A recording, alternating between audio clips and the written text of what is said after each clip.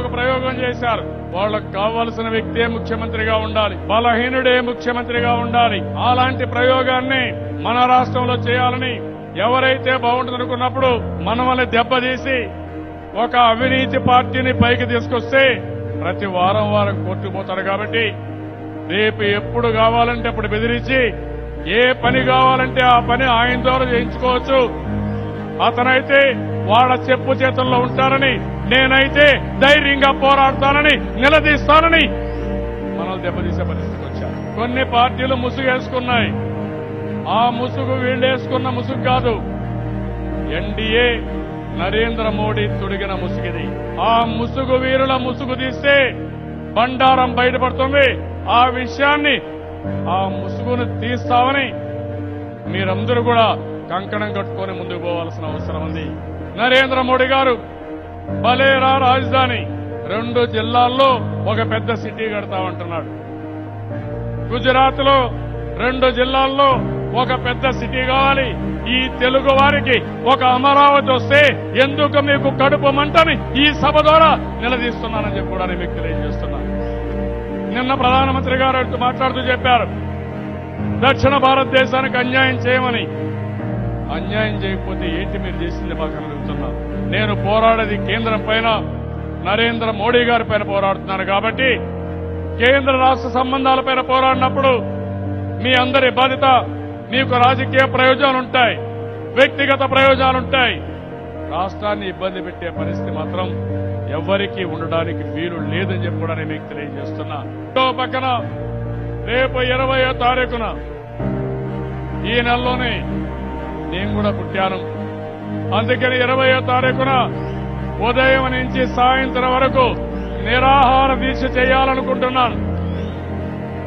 నరేంద్ర మోడీ గారు మొన్న చేశారు, పార్లమెంటు జరగలేదని నిరాహార దీక్ష చేశారు ఒకరోజు. నేను అడుగుతున్నా, పార్లమెంటు జరగకుండా ఉండడానికి కారణం మీరే కదా అని. కానీ ఈరోజు రాష్ట్ర సమస్యల పైన మీరు చూపించే విధానం పైన ఉదయం నుంచి సాయంత్రం వరకు నిరాహార దీక్ష చేసి నా నిరసన తెలియజేసి కేంద్రానికి ప్రొటెస్ట్ తెలియజేస్తారు. దీనికి మీ అందరి సహకారం అవసరం. ఇస్తామని గట్టిగా చప్పట్లు కొట్టి హర్షాన్ని ఆమోదం తెలియజేయాల్సిన అవసరం ఉంది. నమ్మక ద్రోహం, కుట్రల నుంచి రాష్ట్రాన్ని కాపాడుకుందామనే కార్యక్రమం కింద తొలి మీటింగ్ తిరుపతిలో 30వ తారీఖున పెడతాం. ప్రతి ఒక్క ఇంట్లో చర్చ కావాలి. ఎట్టి పరిస్థితుల్లో పోరాటమే కాకుండా భవిష్యత్తులో, అందుకే నేను ఒక పిలిపించాను, 25 మందిని మీరు గెలిపించండి.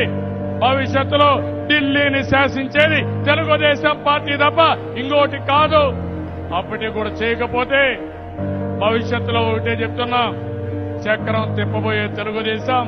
ఒకప్పుడు తిప్పాం, మా హక్కులు కాపాడుకుంటాం, అందులో రాజీ లేదని మరొకసారి మీ అందరికీ విజ్ఞప్తి చేస్తున్నా. రాజకీయాలు అర్థం చేసుకోవాలి. ఏదో గ్రామం వచ్చి హామీలు ఏమైనా ఇస్తారు. వీళ్ళకు ఒక చరిత్ర లేదు. ఒకప్పుడు వీళ్ళ తండ్రి ముఖ్యమంత్రిగా ఉంటే ఏం చేశారని అడుగుతున్నారు. ఎస్సీ కార్పొరేషన్ కూడా మూసేశారు. ఎస్సీ ఫండ్స్ అన్ని వేరేది ఇక్కడ డైవర్ట్ చేశారు. అసలు ఎస్సీలకు ఖర్చు పెట్టకుండా ఎస్సీలు లేనిది ఇక్కడ రోడ్ల కోసం హుస్సేన్ సాగర్ లో, పులివెందుల్లో ఖర్చు పెట్టుకునే పరిస్థితికి వచ్చారు. భవిష్యత్తులో మన భవిష్యత్తు బాగుండాలి. భవిష్యత్తు బాగుండాలంటే ఇప్పటి నుంచే మీ ఆశీస్సులు ఎప్పుడు కూడా తెలుగుదేశం పార్టీకి ఉండాలి. ఏదో పోతూ ఒక మాట చెప్పడం, నేను అది చేస్తాను ఇది చేస్తానని మాట్లాడుతున్నారు. ఇంతవరకు మీ అనుభవం ఏంటి? మీరు చేసే శక్తి ఏంటి? మీ పరిస్థితి ఏంటి? ఈరోజు మీరు పరిస్థితి చూస్తే ప్రతి శుక్రవారం కోర్టు దగ్గరికి వెళ్లి జైలు కట్టుకొని బోన్లో నిలబడి బయట వస్తానని నన్ను తిడితే ఇది విశ్వసనీయతేనా అని మిమ్మల్ని అడుగుతున్నా.